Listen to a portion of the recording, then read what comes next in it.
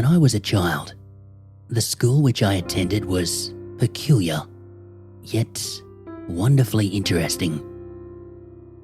Whether it was the fact that it was surrounded in places by overgrown bushes and opposite a strangely crooked wood which ignited my imagination, or perhaps the funny, eccentric, and sometimes fearsome teachers and kids which populated it, I do not know. I'm not sure of when it was built, but it certainly stood out from the houses and quiet streets which surrounded it, covered as it was in a bright, fiery red paint which drew your eyes to it immediately. There I went, from the age of 5 up until I was around 11 or 12, and like most children, I have both fond and cruel memories of it. Every day, with a rucksack on my back, I would wander past the crooked wood, and I would wave to the lollipop lady, Mrs. Collins, a kind old woman whose job it was to stop the traffic with a bright yellow sign, letting us kids cross in safety.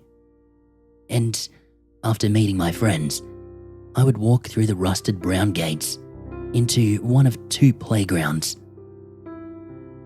It was rumoured that, in the past, the 2 grounds existed to separate boys from girls, both an understandable and utterly outdated concept.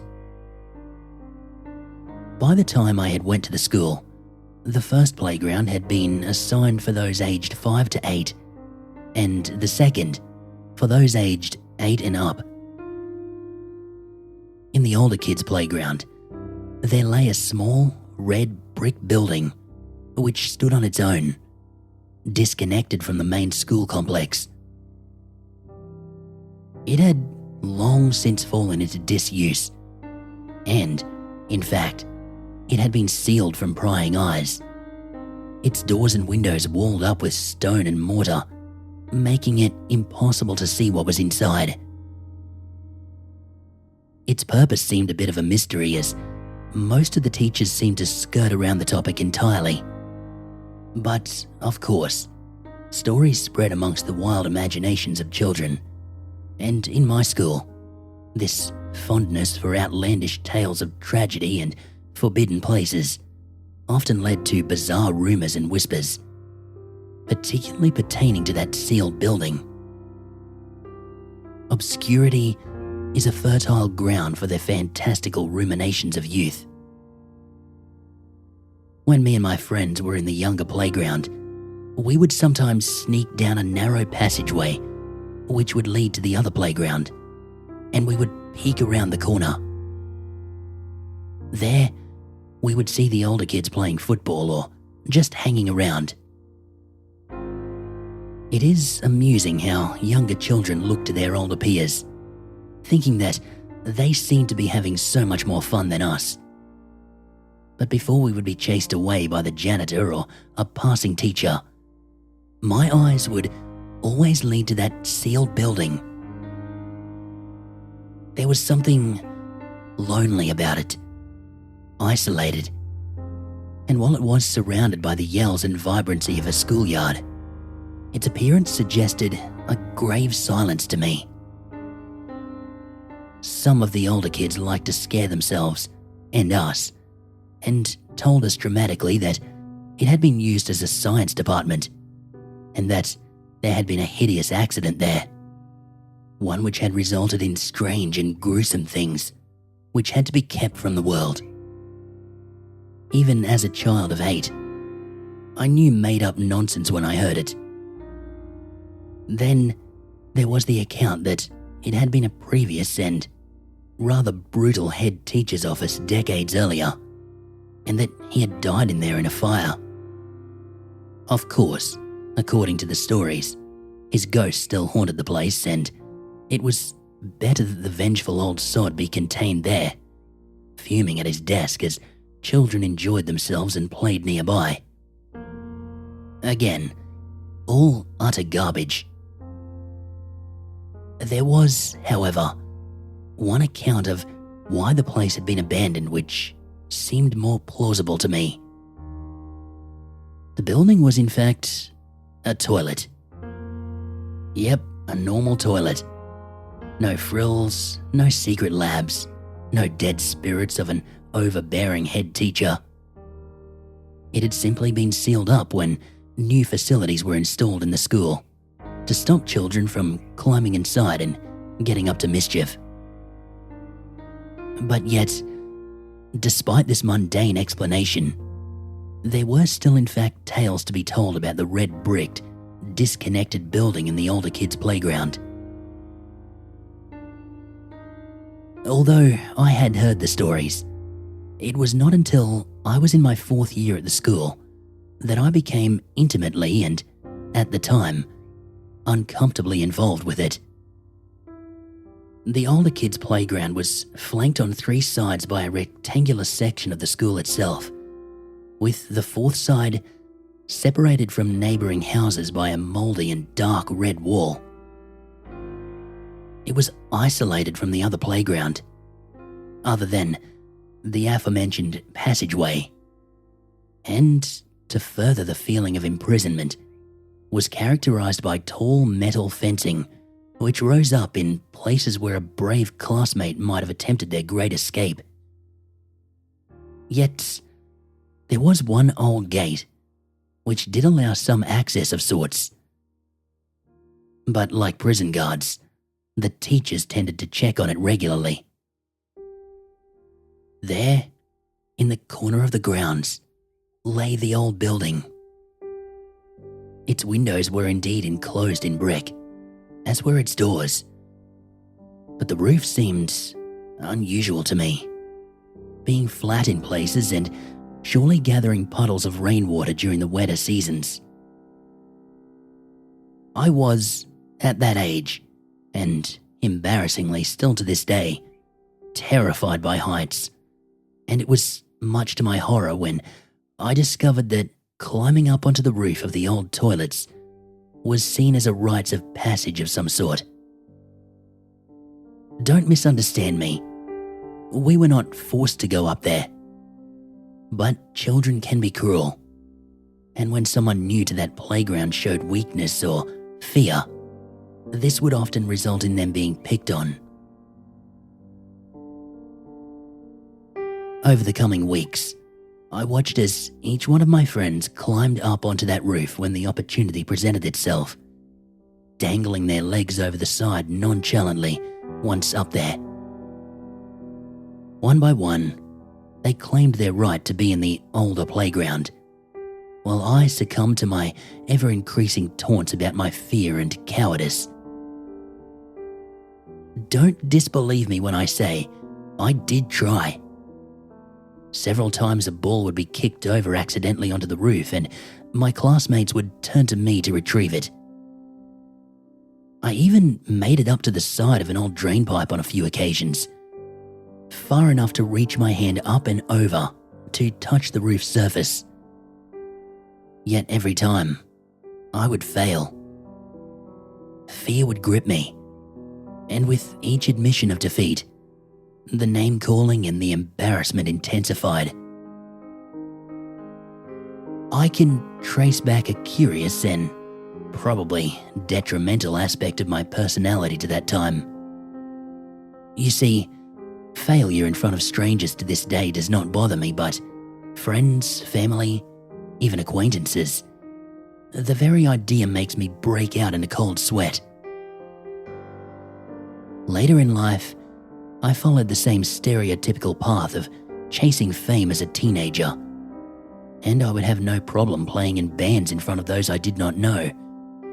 But put a familiar face in the audience, and my nerves would take hold. The stakes of failure would be raised that much higher, in my mind at least. For this reason, I chose an odd time to truly face my fear. One day after school, I waited outside the gates, watching as the other children slowly siphoned out of the 2 playgrounds, kicking their feet through the autumn leaves. Parents escorted the youngest of my fellow students, while those of an older age walked with their classmates. Some eagerly, others not so, making their way down the hill, past the woods, to their homes in the surrounding area. As the school became ever emptier and the teachers themselves began to leave, I walked down the street, entering the gardens at the back of the building. I always found the rear of my school to be an interesting place. It consisted of shrubs, bushes, and an old ash football pitch. Our teachers never seemed to use the area for anything, and we were actively encouraged to keep clear of it. Again, there were stories amongst the students that a child had been abducted while playing there years prior. Whether that was true or not, I do not know. Once I was as certain as I could be that everyone was gone. I sneaked through the bushes, up a small incline to the rear of the playground. There, embedded in the wall, was the narrow brown gate which the teachers kept a watchful eye on. But, as far as I knew, was never used. I assumed that it had served a legitimate purpose years previously. But for me and my friends, it was the first place where we would climb over to run around the school grounds during the weekends when no one was there. It was an exceptional place to play one-man hunt with so many nooks and crannies to hide in. As cautious as I was, I wanted to truly attempt to get up onto the roof of the old toilets. In my 8-year-old head, I had visions of sneaking up there in the morning and surprising my friends, or running up there to heroically retrieve a girl's ball. In childhood, we think that those around us really care about our actions, but in truth, they are of little consequence to anyone other than ourselves. Yes, I had been bullied a little for not being as strong or as fearless as those around me, and that sense of public failure, of insecurity, while a potent sensation at a young age, in hindsight, it was completely exaggerated. But it was enough to give me the courage to at least attempt the climb. I had considered asking one of my friends to join me, as I was nervous that a teacher might still be there, that I would get into trouble, and so I needed a lookout. But this would only have given me someone to fail in front of. I decided I would attempt it on my own. After waiting for what seemed an age, I slowly climbed over the gate, which rattled unnervingly under my movements, echoing out across the playground. Then, after hesitantly observing the hundreds of windows which dotted the school for movement, and happy enough with the absence of light emanating from them, I stepped silently to the sealed building. Even though I knew as little as an audience of one could affect my confidence, I partly wished that I had not been alone. The building and its deserted surroundings left me feeling uneasy.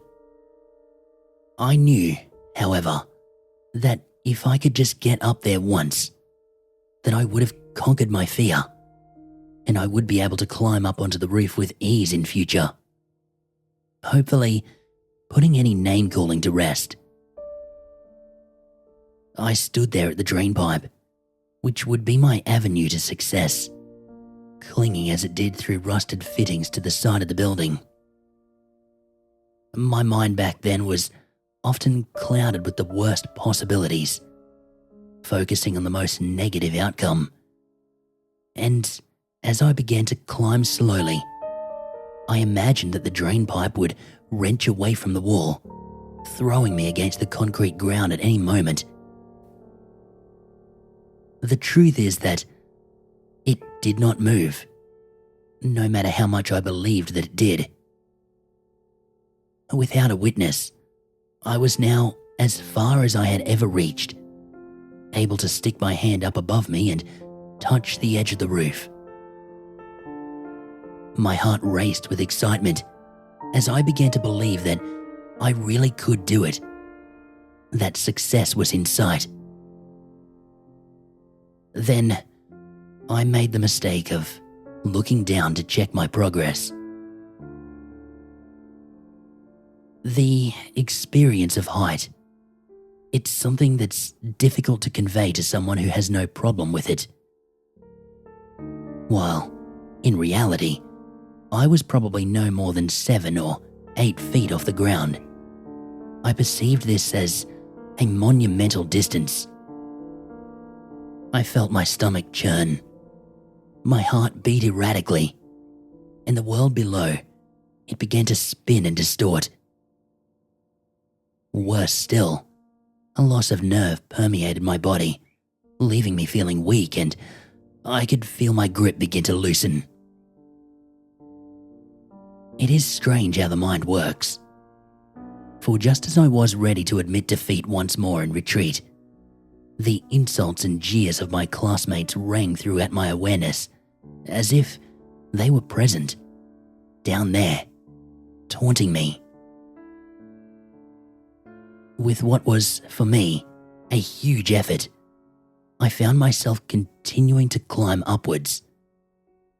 My hands reached out to the damp roof, and then, before I knew it, there I was. Letting out a laugh of excitement, a sensation of relief washed over me. I couldn't wait for the next day, to be up there on the roof, proving to those who had been cruel to me wrong. Peeking over the edge, I still felt trepidation at the height, but nowhere near as much as I had done before. My triumph quelling my anxiety. Still, I was not too keen to remain there for long, so I decided to investigate my surroundings briefly, then climb back down to the safety of the playground and head home, ecstatic.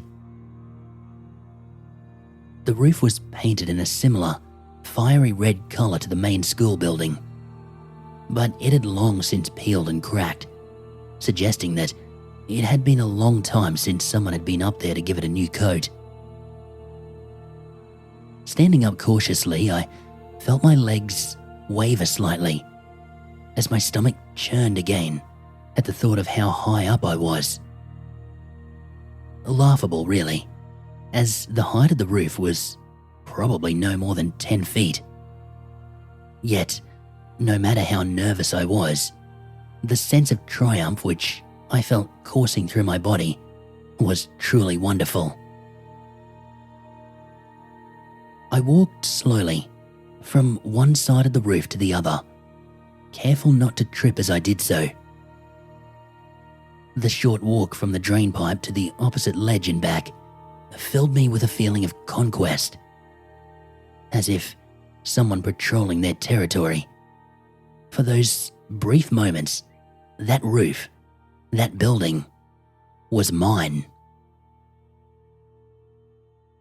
Just as I turned to finally make my way back to the ground, I noticed that in the middle of the roof, there was a hole. I'm not sure how I hadn't noticed it before, although it was quite small, big enough for me to fit my hand through and little else. Curious, I took a few careful steps forward and then knelt down for a closer look.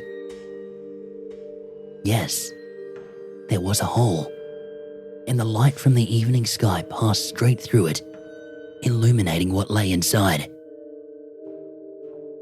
I put my eyes close as possible to the opening without blocking the light, and I was surprised by what I saw. Down there, in the darkness, like a perfectly preserved tomb, the old-fashioned white tiling remained intact. I could see the sinks where students years ago once washed their hands or flicked water at one another for amusement. And 3 stalls, cubicles with a strong dark brown doors, lying there as if still used. The air inside was tinged with dust and age. Yet, if someone had told me that the building had been sealed only the day before, I would have believed them. All but for one thing. A layer of stagnant water, which covered the floor. No doubt, accumulating there from rain dripping in through the opening in the roof. Then, I became aware of a strong smell. One which left my eyes stinging slightly, and my mood apprehensive. Yes, there was no doubting it. Someone was smoking a cigarette nearby. My heart sank as I lay there motionless, cursing myself for taking too much time on the roof to celebrate my victory. A teacher, or perhaps the janitor, must have stayed behind to work late and was probably standing in the playground below. I thought that they must have been close, as the smoke smelled thick and oppressive. I lay there, curled up on the cold, wet concrete, waiting for whoever was there to leave. The now almost caustic smoke seemed to be increasing in strength, and several times I had to hold my breath, frightened that I might cough and be caught. I do not believe I exaggerate when I say that I lay motionless for half an hour. Yet, it took me all that time to make a simple, yet unsettling observation. While I could smell that smoke, indeed, feeling as if I was inhaling just as much as the unseen smoker themselves, I couldn't see it. I would have expected to have seen the smoke rise up and over the rooftop, but not even the slightest wisp was evident. The autumn sky was now dimming, and I grew frustrated as the cold, damp stone below me sent chills through my body. Wishing that I had never went up there in the first place, I felt hunger approaching, and I knew that by now, my parents would be worried about me. I persuaded myself that I could at least dip my head over the edge, quickly take a look to see who was there. Maybe if they were on the other side of the yard, I could climb down unseen. I slid my way across the roof as quietly as I could, and I slowly peered downward, making sure to not make any sudden movements or attract attention. There was no one there. The playground was empty, and the darkened windows of the main school building seemed as vacant as they had done before. Yet, that smell and the taste of cigarette smoke, it still filled my lungs and stung my eyes. Then, I witnessed something which rooted me to the spot. A single, curling strand of smoke slid upwards through the hole in the roof. Someone was down there. Someone was inside that room underneath me. This seemed impossible. As far as I was aware, there was no way inside. The building had been sealed off perfectly from the outside world. Yet, there it was. A puff of cigarette smoke, which escaped first from the mouth of someone unseen below, and then through the hole in the roof to where I had been laying. My triumph of finally facing my fear of heights seemed a distant memory now. Now, all I could think of was getting off that roof to safety down below.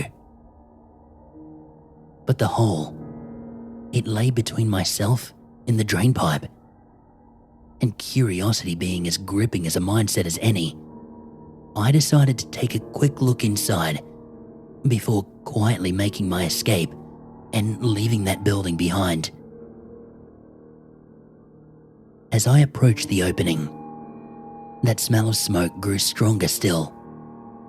And as I peered inward, the thought of "don't look" filtered through my mind. But it was too late. I had looked. At first, there was nothing. The room below seemed darker than it had done before, but this could be explained by the dimming night sky and my eyes adapting to the change. What could not be explained was the noise I heard coming from inside.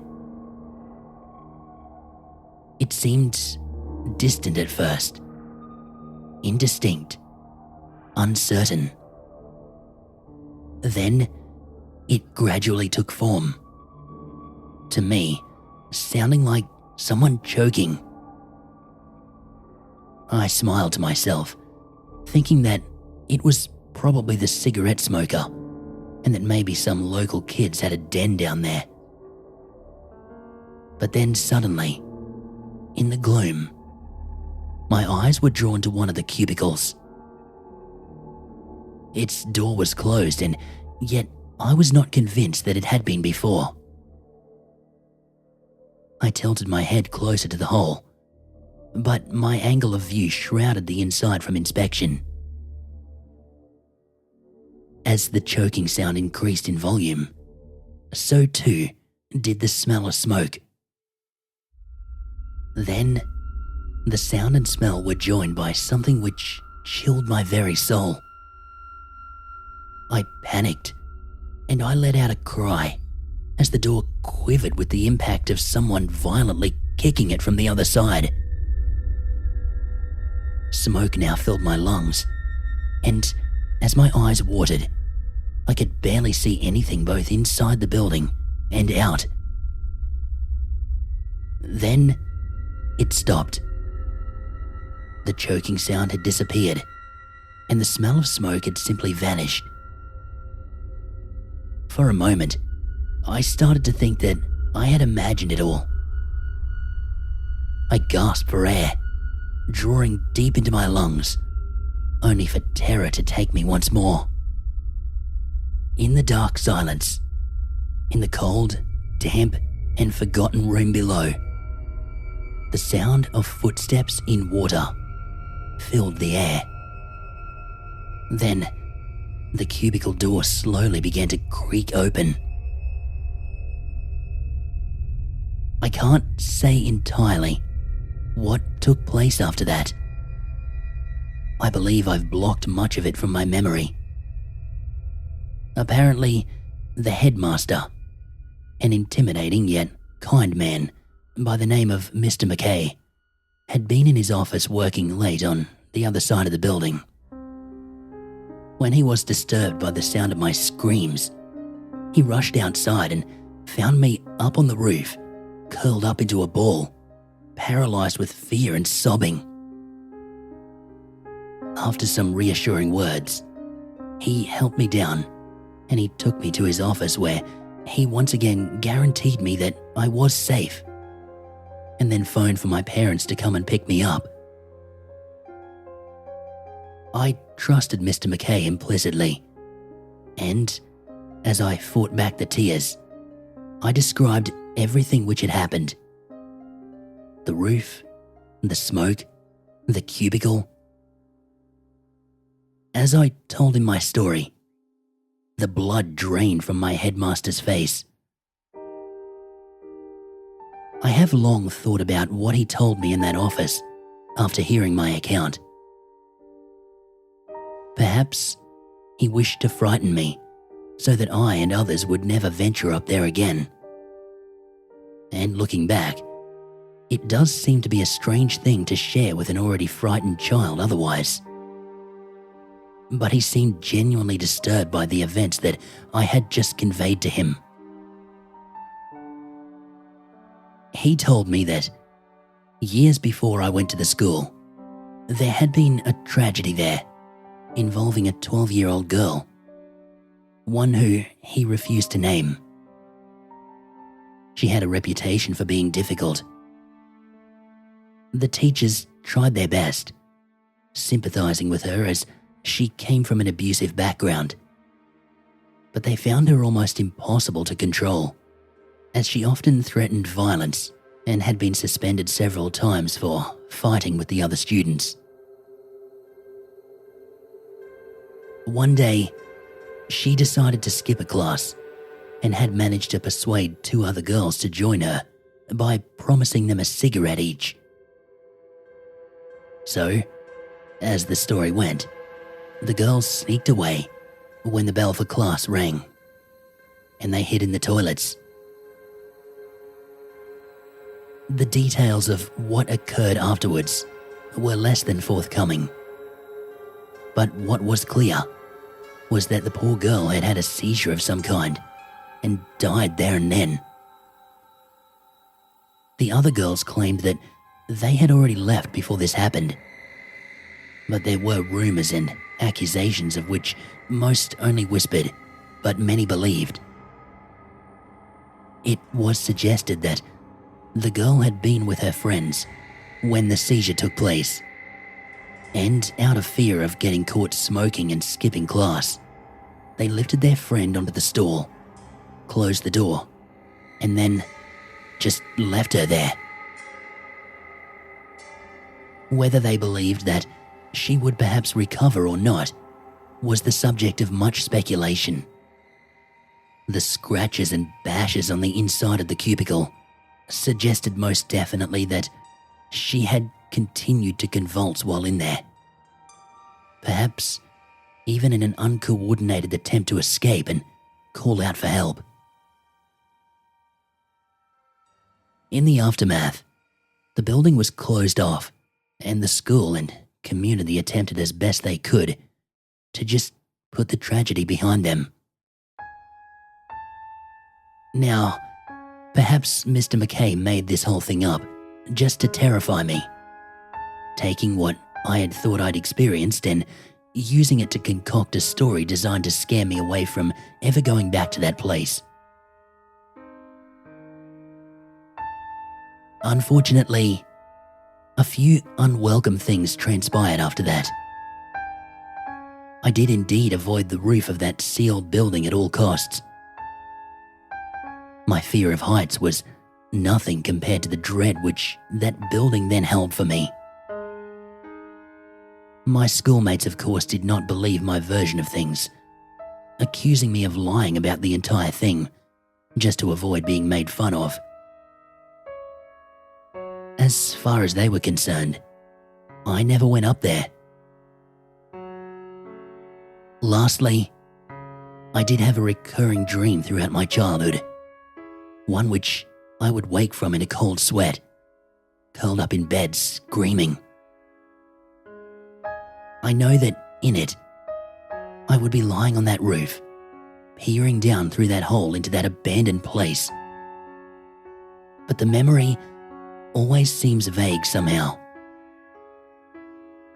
All that is left is an impression of a cubicle door creaking open and something staring up at me from within.